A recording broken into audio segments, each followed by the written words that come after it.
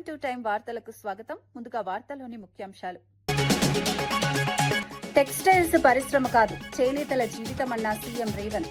చేనేత కార్మికుల జీవనాధారమే టెక్స్టైల్స్ రంగమని వ్యాఖ్య. కాకతీయ మెగా టెక్స్టైల్స్ పార్కుతో రంగానికి ప్రోత్సాహం. సాంప్రదాయం సాంకేతికత కలయికతో అభివృద్ధి సాధిస్తామని స్పష్టం. తెలంగాణకు అన్యాయం చేయలేదన్న సీఎం చంద్రబాబు. తెలంగాణ అభివృద్ధికి తానే పునాది వేశానని చంద్రబాబు స్పష్టం. రెండు రాష్ట్రాలకు సమాన న్యాయం కోరుకున్నానని వ్యాఖ్య. అభివృద్ధిలో సమన్యాయం పాటించాలనేదే తన అభిప్రాయం వెల్లడి.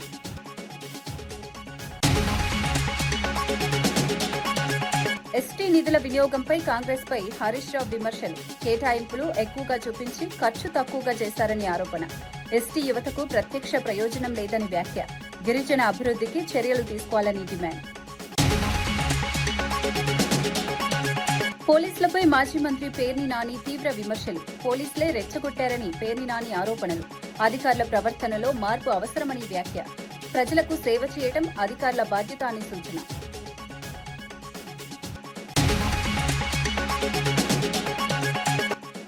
జగన్పై ఎమ్మెల్యే గంటా శ్రీనివాసరావు తీవ్ర విమర్శలు. రాజధాని విషయంలో జగన్ వైఖరి స్థిరంగా లేదని వ్యాఖ్య. అమరావతిపై మారుతున్న నిర్ణయాలు సరికాదని విమర్శ. నాయకత్వంలో స్పష్టత అవసరమని గంటా సూచన. హైదరాబాద్ హెచ్ఐసిసిలో జరిగిన ఆసియా టెక్స్టైల్స్ కాన్ఫరెన్స్ లో సీఎం రేవంత్ రెడ్డి కీలక వ్యాఖ్యలు చేశారు. టెక్స్టైల్స్ కేవలం పరిశ్రమ మాత్రమే కాకుండా చేనేత కార్మికుల జీవనాధారం అని స్పష్టం చేశారు. ఉత్తమ వస్త్రాల రూపకల్పనలో భారతదేశానికి గొప్ప చరిత్ర ఉందని గుర్తు చేశారు. వరంగల్లో కాకతీయ మెగా టెక్స్టైల్ పార్కు ఏర్పాటు చేసి రంగానికి ప్రోత్సాహం అందిస్తున్నామని తెలిపారు. తెలంగాణ అనేక రంగాల్లో అగ్రగామిగా ఉందని పేర్కొన్నారు. చేనేత కార్మికుల సంక్షేమం కోసం ప్రభుత్వం ప్రత్యేక చర్యలు తీసుకుంటోందన్నారు. ఆధునిక సాంకేతికతను సాంప్రదాయంతో కలిపి కొత్త అవకాశాలు సృష్టిస్తున్నామని వివరించారు. భవిష్యత్తులో ఈ రంగాన్ని మరింత అభివృద్ధి చేయాలని లక్ష్యంగా పెట్టుకున్నామని తెలిపారు. We are one of the largest producers of cotton in India. Our cotton is known globally for quality and richness.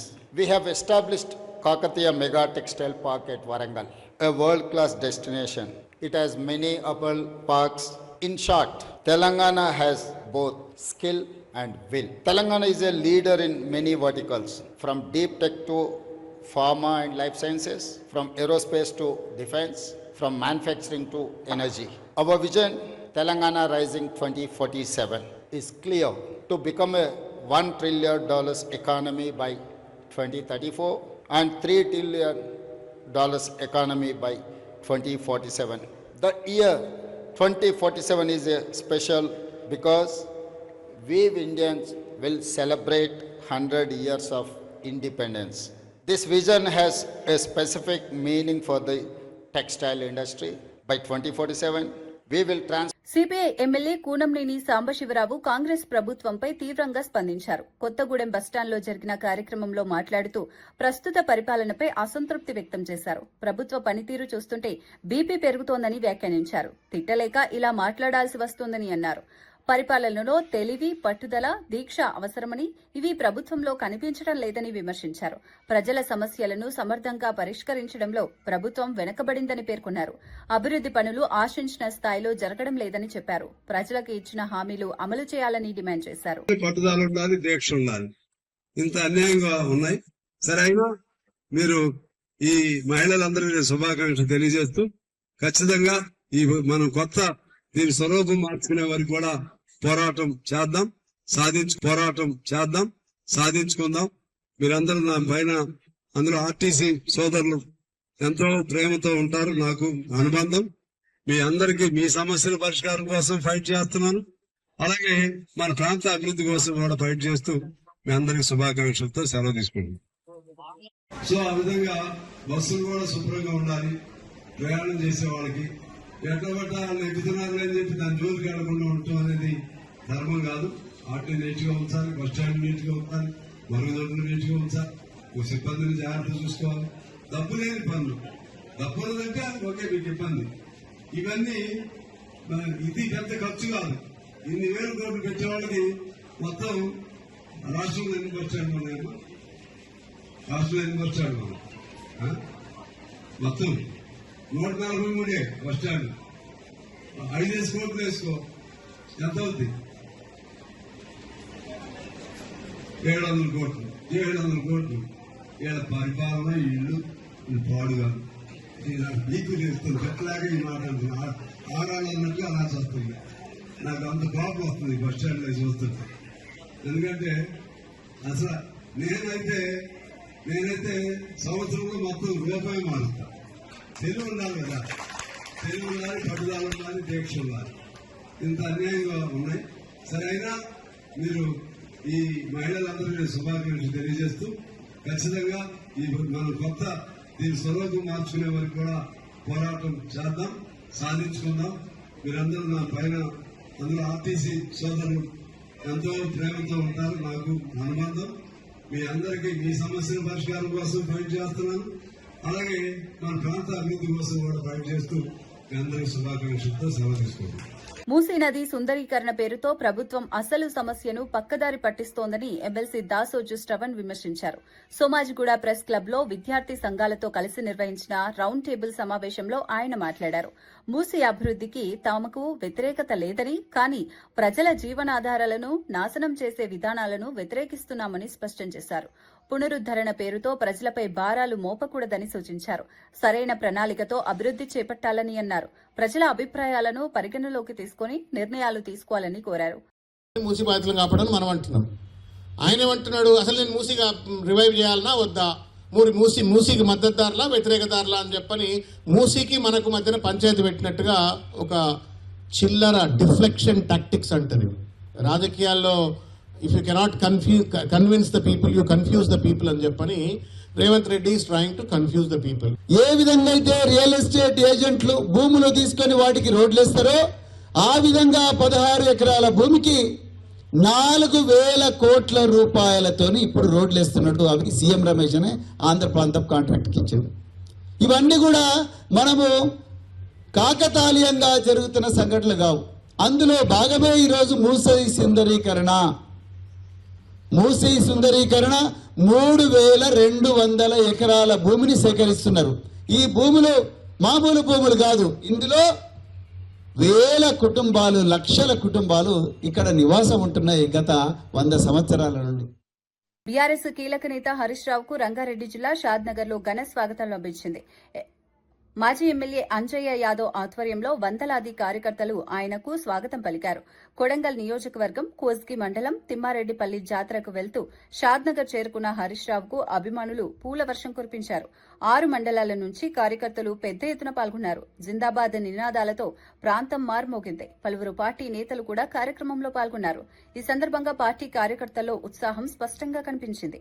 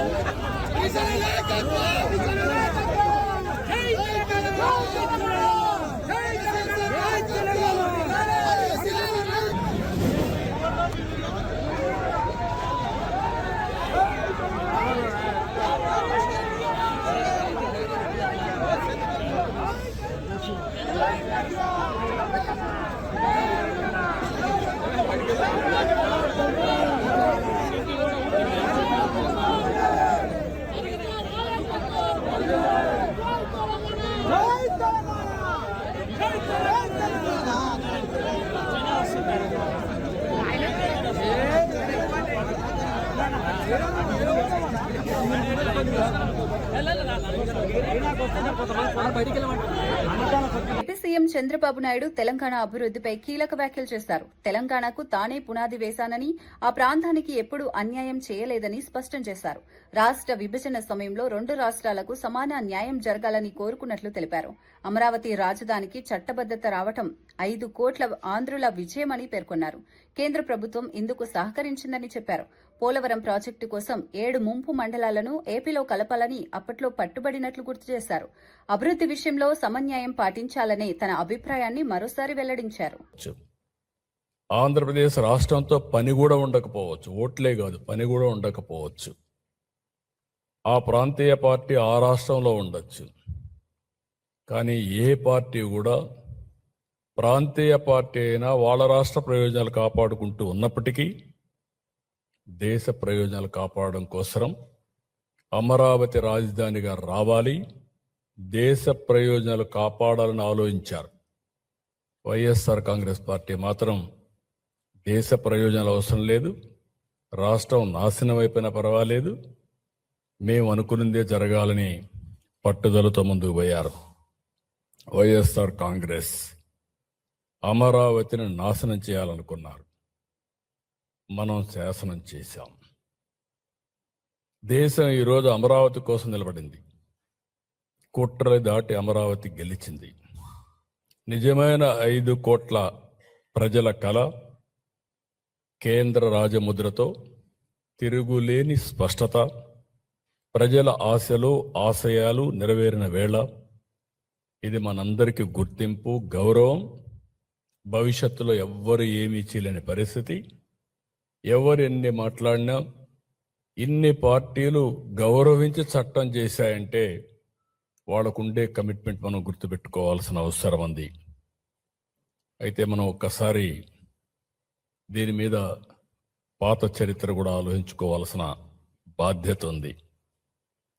ఆ రోజు మీరు చూస్తే 2014 జూన్ 2వ తారీఖున రాష్ట్ర విభజన.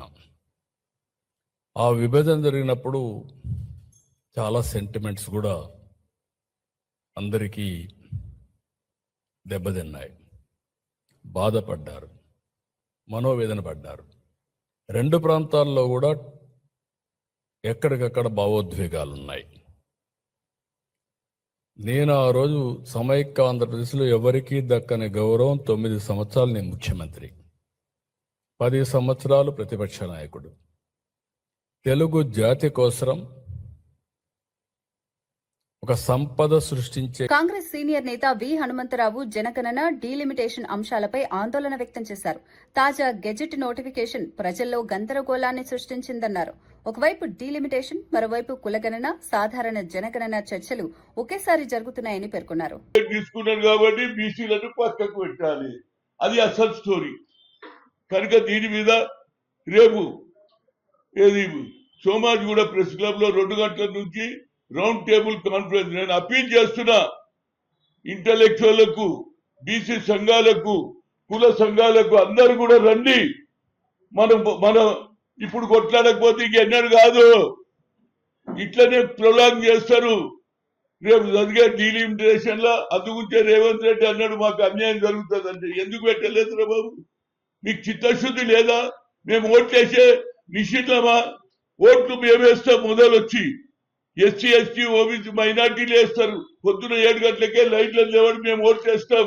అగ్ర కులాల వాళ్ళు 3 గంటలకు 4 గంటలకు వస్తారు. ఎండ ఉన్నదని, వాన ఉన్నదని మెల్లగా పోతాం. మాకు ఓటు విలువ అంబేద్కర్ రాసిండు, ముఖేష్ అంబానీకి ఒకే ఓటు, రిక్షా వారికి ఒకే ఓటు అని. కనుక దీని మీద ఉద్యోగం చేయకపోతే మేము కులగన జరిపినాం అంతే. దాని ప్రకారంగా డీలిమిటేషన్ అంటే సీట్లు తగ్గుతాయి, అదేవిధంగా నోట్లే మట్టి కొట్టడానికి ప్రయత్నం చేస్తున్నారు. ఎన్ని రోజుల నుంచి జరుగుతుందండి? ఎక్కడ చూసినా బీసీ సంఘాల మీటింగ్, అది ఆర్ కృష్ణయ్య కావచ్చు, జాజుల శ్రీనివాస్ గౌడ్ కావచ్చు, అదేవిధంగా బీఆర్ఎస్ నాయకులు కూడా వస్తున్నారు, బీజేపీ నాయకులు కూడా వస్తున్నారు. కానీ అస్వస్థత ఎందుకు మాట్లాడతలేరు అంటున్నా. రండి, రేపు వచ్చేసి కూర్చుందాం, ఏం చేద్దాం. ఇక కులగన జరిగిన తర్వాత మనకు మాడే హక్కు ఉండదు. ఇది ఒక పెద్ద నాటకం నడుస్తున్నది. పార్లమెంట్ లో పెట్టినప్పుడు మేము అడుగుతలేదు, మేము తర్వాత చేస్తామంటారు. ఎప్పుడు చేస్తారా బాబు? మీరు చెయ్యాలనే చిత్తశుద్ధి లేదు. నువ్వు దేశానికి ఒక ఓబీసీ ప్రధానమంత్రివి, మాట్లాడితే నేను 25 లక్షల కోట్ల మందికి అప్లిమెంట్ ఇప్పటి వరకు లెక్క చెప్పు. ఏమని అంటే నేను 27 మంత్రులను ఇచ్చిన అంటారు. దాంతో మాకేం లాభం రా బాబు? ప్రజలకు లాభం అయ్యేది ఉన్నదా? అందుగురించి ఇవాళ అన్ని పార్టీల వాళ్ళు నేను రిక్వెస్ట్ చేస్తున్నా, ఇది పెద్ద అన్యాయం జరుగుతుంది. అన్యాయం అయిపోయిన తర్వాత ఎన్ని మాట్లాడినా ఎవరు లెక్క చేయం. ఇది సమయం. ఇన్ని రోజుల నుంచి మీరు ఎంతైతే ధర్నాలు చేస్తారు, ప్రతి ఒక్కరు ఢిల్లీ రావడం, జంతర్ మంతర్లో ధర్నా చేయడం, 2 రోజులు జోబుల ఖర్చు పెట్టుకోవాలి, రావాలి. ఇది ఎందుకు చేస్తున్నాడు నరేంద్ర మోడీ? నీ వెనకాల ఎవడు ఉన్నాడు? గతంలో నువ్వేమన్నావు? రిమోట్ కంట్రోల్ సోనియా గాంధీ అన్నావు. ఇవాళ మీ రిమోట్ కంట్రోల్ ఎక్కడున్నది? మోహన్ భగత్ చేతిలో ఉన్నది. ఈ దేశాన్ని ముక్కలు చేయాలి, హిందూ దేశంగా పరిగణించాలి, హిందూ ఓట్లతోనే గెలవాలి. ఉప్పల్ రాజీవ్ గాంధీ అంతర్జాతీయ క్రికెట్ స్టేడియంలో ఐపీఎల్ మ్యాచ్ల కోసం పోలీసులు విస్తృత భద్రతా ఏర్పాట్లు చేశారు. సుమారు 2,000 మంది పోలీసు సిబ్బంది మోహరించినట్లు డీసీపీ సురేష్ కుమార్ తెలిపారు. స్టేడియం పరిసరాల్లో 430 సీసీ కెమెరాలతో నిఘా ఏర్పాటు చేశారు. ప్రత్యేక కమాండ్ కంట్రోల్ రూమ్ ద్వారా పర్యవేక్షణ కొనసాగుతోంది. నిషేధిత వస్తువులను స్టేడియంలోకి అనుమతించబోమని తెలిపారు. ట్రాఫిక్ రద్దీ నివారణకు ప్రత్యేక మార్గాలు సూచించారు. ప్రేక్షకులు మెట్రో, ఆర్టీసీ సేవలను వినియోగించుకోవాలని సూచించారు. భద్రతకు అత్యంత ప్రాధాన్యత ఇచ్చామని తెలిపారు. ఎస్బీ నుంచి, ఎస్ఓటీ నుంచి, క్రైమ్స్ నుంచి, ఉమెన్ సేఫ్టీ నుంచి, ఇలా అన్ని వింగ్స్ నుంచి ఒక 1,600 మంది స్టాఫ్ పోలీసు పరంగా ఈ ఐపీఎల్ మ్యాచ్ నిర్వహణలో ఈ ఉప్పల్ స్టేడియం సంబంధించి పనిచేయబోతున్నారు. అదేవిధంగా మిగిలిన వింగ్స్ కూడా ఫైర్, రెవెన్యూ, మున్సిపాలిటీ, మెడికల్, మెట్రోకి సంబంధించి, తర్వాత రోడ్ ట్రాన్స్పోర్ట్కి సంబంధించి ఇట్లా ప్రత్యక్షంగా పరోక్షంగా మిగిలిన వింగ్స్ కూడా చాలా మంది ఈ దీంట్లో పాల్పంచుకుంటా ఉన్నారు. సో దాంతోపాటుగా లేటెస్ట్ గా ఈ సంవత్సరం మనం తీసుకున్న అడిషనల్ అండ్ గతంలో ఉన్నటువంటి విషయాలు ఏంటంటే 430 సీసీ కెమెరాస్, ఇవి ఇందులో 330 ఆల్రెడీ ఉన్నవి, కొత్తగా ఒక 100 ఈ సంవత్సరం ఎక్స్ట్రాగా అడిషనల్ గా యాడ్ చేయడం జరిగింది ప్రేక్షకుల భద్రత కోసం, అదేవిధంగా సర్వేలెన్స్ కోసం. దాంతోపాటుగా ఒక కమాండ్ కంట్రోల్ రూమ్ ఏర్పాటు చేసి మంత్రి మోత్కుపల్లి నరసింహులు మాదిగల సమస్యలపై స్పందించారు. లోక్సభ, రాజ్యసభలో మాదిగలకు తగిన ప్రాతినిధ్యం ఇవ్వలేదని విమర్శించారు. కొన్ని కుటుంబాలకు ఎక్కువ సీట్లు కేటాయించడం అన్యాయమని అన్నారు. మాదిగలను చిన్నచూపు చూస్తున్నారని ఆరోపించారు. మాదిగల హక్కుల కోసం పోరాడాలని నిర్ణయించుకున్నట్లు తెలిపారు. మాదిగ మహాశక్తి సంఘాన్ని ఏర్పాటు చేస్తున్నట్లు ప్రకటించారు. ఈ నెల 5న జెండా ఆవిష్కరణ కార్యక్రమం నిర్వహించినట్లు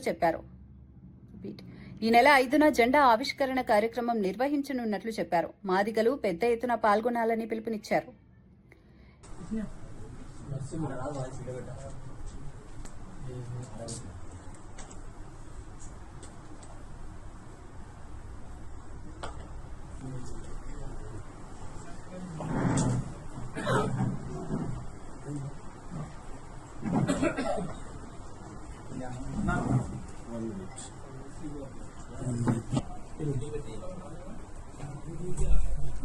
మీరు అడ్డం వస్తుంది.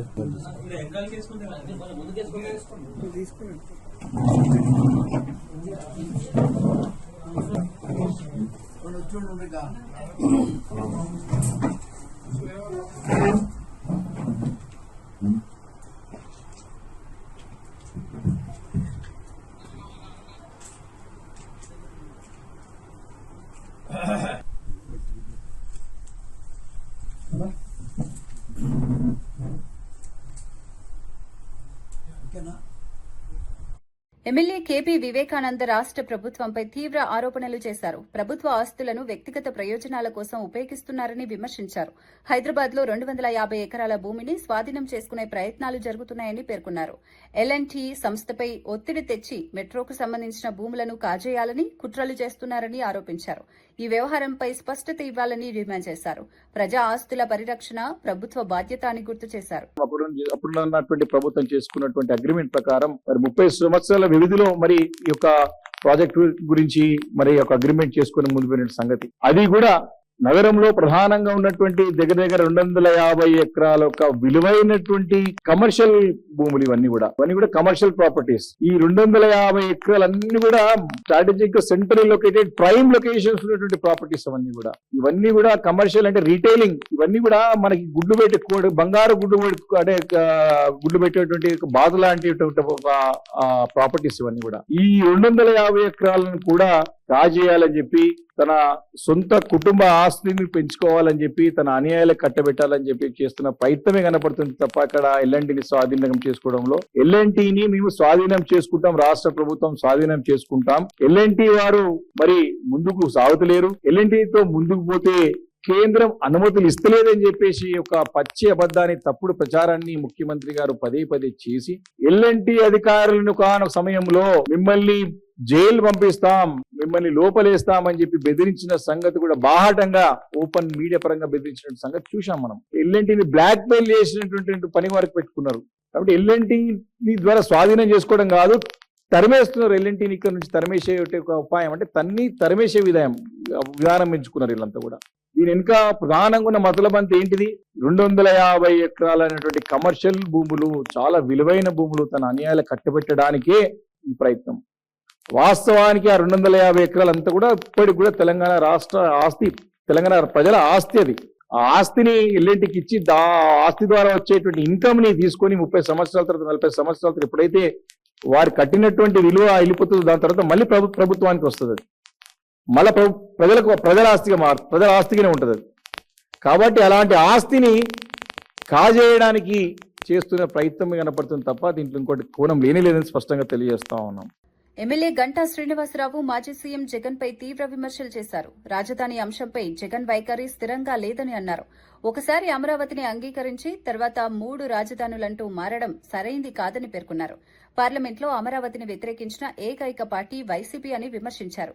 జగన్ వ్యాఖ్యలు హాస్యాస్పదంగా మారాయని అన్నారు. రాజకీయ నిర్ణయాల్లో స్పష్టత అవసరమని సూచించారు. ప్రజలకు గందరగోళం కలిగించే విధంగా వ్యవహరించడం మంచిది కాదన్నారు. నాయకత్వంలో స్థిరత్వం ఉండాలని పేర్కొన్నారు. మాను లేకపోతే విజయవాడలో అవి తీసుకుని కలిపినట్టు ఇప్పుడు మీరు సోషల్ మీడియాలో చూస్తూ ఉన్నాం, ఎటువంటి ట్రోల్స్ వస్తున్నాయో, ఎటువంటి మీమ్స్ చేస్తూ ఉన్నారో. రకరకాలుగా మనవాడు అంటున్నాడు ఒంగోలు లేకపోతే ఏదో గుంటూరు ఏదో మన తణుకు కలిపితే ఏమవుద్ది, ఇట్లా రకరకాల అంటే కొన్ని చెప్పలేని మాటలు కానీ ఇంకా ఆ బూతుల దగ్గర నుంచి అన్నీ వస్తూ ఉన్నాయి. అంటే ఒక ముఖ్యమంత్రి చేసిన వ్యక్తి, ఒక పార్టీ అధ్యక్షుడు ఉన్న వ్యక్తి ఇటువంటి ఒక దీంట్లో మాట్లాడుతున్నాడంటే ఆయన యొక్క మానసిక స్థితి ఏంటో కూడా అర్థం చేసుకోవాల్సిన అవసరం ఉంది. మరి మొన్నటిదాకా విశాఖపట్నం అన్నాడు, విశాఖపట్నంలో ఎగ్జిక్యూటివ్ క్యాపిటల్ అన్నాడు, సెప్టెంబర్లోనే ఇక్కడికి వచ్చి స్థిర నివాసం అన్నాడు, అయిపోయినాక మళ్ళీ డిసెంబర్లో అన్నాడు, మళ్ళీ ఇంకో డేట్ చెప్పాడు, అన్నీ చెప్పాడు, అయిపోయింది. మరి ఈరోజేమో తూచని మళ్ళీ విశాఖపట్నం వదిలేసి మళ్ళీ ఉత్తరాంధ్ర అంతా కాకుండా మళ్ళీ మావిగానికి వెళ్ళిపోయాడు. మరి ఇప్పుడు ఏంటి అసలు ఈయన యొక్క పరిస్థితి ఏంటి అనేది అందరూ కూడా అర్థం కాకుండా పోతా ఉంది. అందుకే ఇప్పుడు ఉత్తరాంధ్ర ప్రజలు కూడా డిమాండ్ చేస్తూ ఉన్నారు. మరి మొన్నటిదాకా మాకు ఇక్కడ క్యాపిటల్ అని చెప్పావు కదా, ఇక్కడ ఋషికొండ ప్యాలెస్ 500 కోట్ల రూపాయలు పెట్టి దాన్ని కట్టావు కదా, మరి ఇక్కడ మళ్ళీ ఇది వదిలేసి మళ్ళీ మావిగానికి వెళ్ళిపోయావంటి, ఇది నెక్స్ట్ దేనికి వెళ్తామని చెప్పని మాట్లాడే పరిస్థితి వస్తూ ఉంది. అంటే ఒక రాజకీయ పార్టీలు అనేవి మనం కొత్త కాదు, మనకు ఆఫ్టర్ ఇండిపెండెన్స్ దగ్గర నుంచి ఎన్నో రాజకీయ పార్టీలు వచ్చాయి, కొన్ని తెరమరుగైపోయాయి, రకరకాల డెవలప్మెంట్ చూస్తూ ఉన్నాం. కానీ ఇంత కంటిన్యూస్గా వైసీపీ ఎంపీలు ఉపరాష్ట్రపతి సిపి రాధాకృష్ణన్ను కలిశారు. అమరావతి బిల్లుపై జరిగిన చర్చలో తమకు తక్కువ సమయం కేటాయించడంపై అసంతృప్తి వ్యక్తం చేశారు. 7 సభ్యులు ఉన్న వైసీపీకి కేవలం 5 నిమిషాలు మాత్రమే ఇచ్చారని తెలిపారు.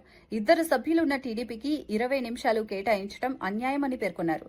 సభలో సమాన అవకాశాలు ఇవ్వాలని డిమాండ్ చేశారు. ప్రజాస్వామ్య పద్దతిలో అన్ని పార్టీలకు సమాన గౌరవం ఉండాలని కోరారు. ఈ అంశంపై ఉపరాష్ట్రపతికి ఫిర్యాదు చేశారు. రాజ్యసభ చైర్మన్ గారికి విపులంగా ఎక్స్ప్లెయిన్ చేయడం జరిగింది. అదేవిధంగా ఏ విధంగా వివిధ పార్టీల వాళ్ళు, మాకు రాజ్యసభలో 7 మంది ఎంపీలు ఉన్నారు, లోక్సభలో 4 ఎంపీలు ఉన్నారు. ప్రతి బిల్లుపై డిస్కషన్ జరిగేటప్పుడు మాకు కనీసం అంటే 20 నిమిషాలు టైం ఇస్తారు వాళ్ళ రూల్స్ ప్రకారం స్ట్రెంగ్త్ను బట్టి. నిన్న మాకు కేవలం నేను మాట్లాడుతుంటే మా పార్టీ తరఫున 5 నిమిషాలు మాట్లాడినాకనే నా మైక్ కట్ చేసి టైం అయిపోయిందని చెప్పడం జరిగింది. చాలా దుర్మార్గం ఇది, కావాలని చేశారు, కొందరు ప్రోద్బోల్ వాళ్ళు చేశారని మాకు అనుమానాలు ఉన్నాయని దీనిపై వివరంగా వైస్ ప్రెసిడెంట్ గారికి, చైర్మన్ గారికి ఎక్స్ప్లెయిన్ చేస్తుంది.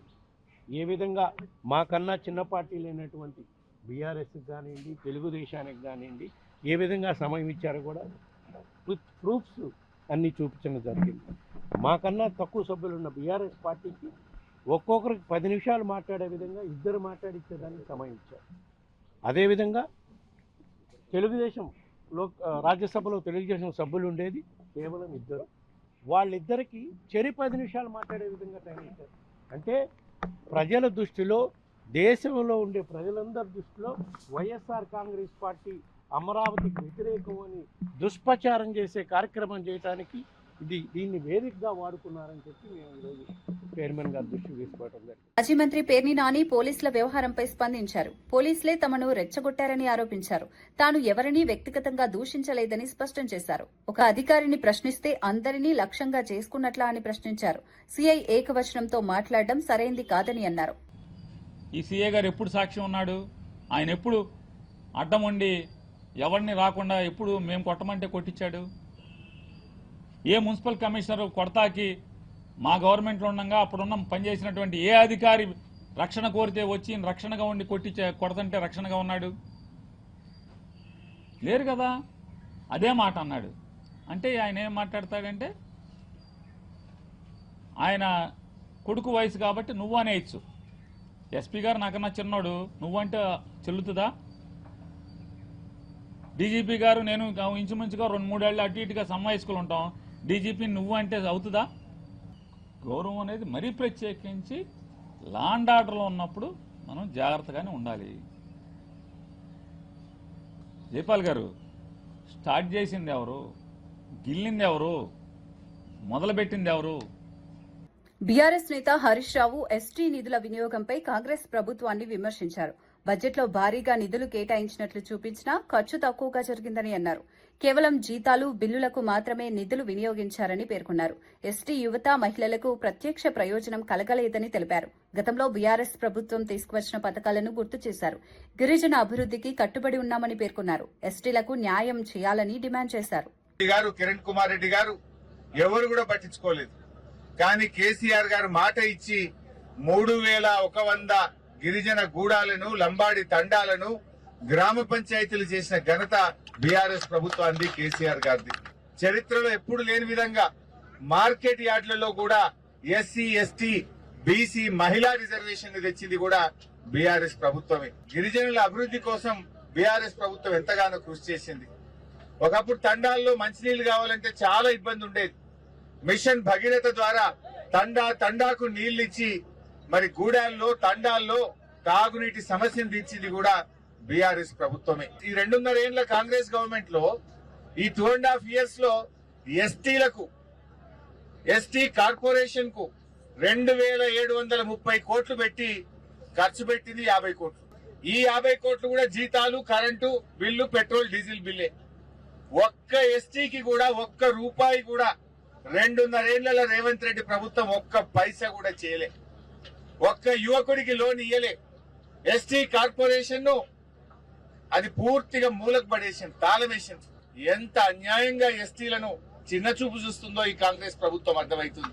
మరి సేవాలాల్ జయంతి ఉత్సవాల్ని అధికారికంగా జరిపింది, పోడు పట్టాలు ఇచ్చింది, మార్కెట్ కమిటీలో రిజర్వేషన్లు ఇచ్చింది, వైన్ షాప్ రిజర్వేషన్ ఇచ్చింది. ఎస్టీ కార్పొరేషన్ ద్వారా సీఎం ఎస్టీ ఈఎఫ్ పథకం ద్వారా 100,000 కోట్ల రూపాయలు ఎస్టీ యువతకు సహకారం అందించింది. కానీ కాంగ్రెస్ 2.5 ఏళ్ల రూపాయి ఇయ్యలే. కేసీఆర్ గారు మా పిల్లలు చదువుకోవాలని ఫీజు రియంబర్స్మెంట్ ఇచ్చిండు. మా గిరిజన ఆడబిడ్డల కోసం మహిళా డిగ్రీ కాలేజీలు కూడా ఆనాడు కేసీఆర్ గారు తెచ్చిండు. వార్తలు ముగించే ముందు ముఖ్యాంశాలు మరోసారి. టెక్స్టైల్స్ పరిశ్రమ కాదు, చేనేతల జీవితమన్న సీఎం రేవంత్. చేనేత కార్మికుల జీవనాధారమే టెక్స్టైల్స్ రంగమని వ్యాఖ్య. కాకతీయ మెగా టెక్స్టైల్స్ పార్కుతో రంగానికి ప్రోత్సాహం. సాంప్రదాయం, సాంకేతికత కలయికతో అభివృద్ధి సాధిస్తామని స్పష్టం.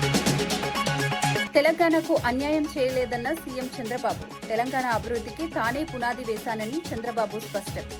2 రాష్ట్రాలకు సమాన న్యాయం కోరుకున్నానని వ్యాఖ్య. అభివృద్ధిలో సమన్యాయం పాటించాలనేదే తన అభిప్రాయం వెల్లడి.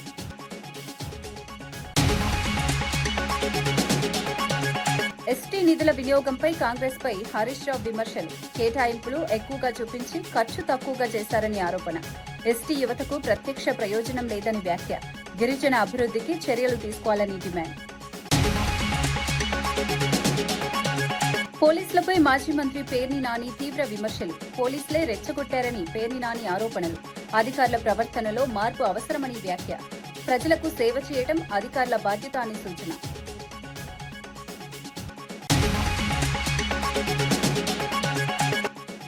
జగన్పై ఎమ్మెల్యే గంటా శ్రీనివాసరావు తీవ్ర విమర్శలు. రాజధాని విషయంలో జగన్ వైఖరి స్థిరంగా లేదని వ్యాఖ్య. అమరావతిపై మారుతున్న నిర్ణయాలు సరికాదని విమర్శ. నాయకత్వంలో స్పష్టత అవసరమని గంటా సూచన.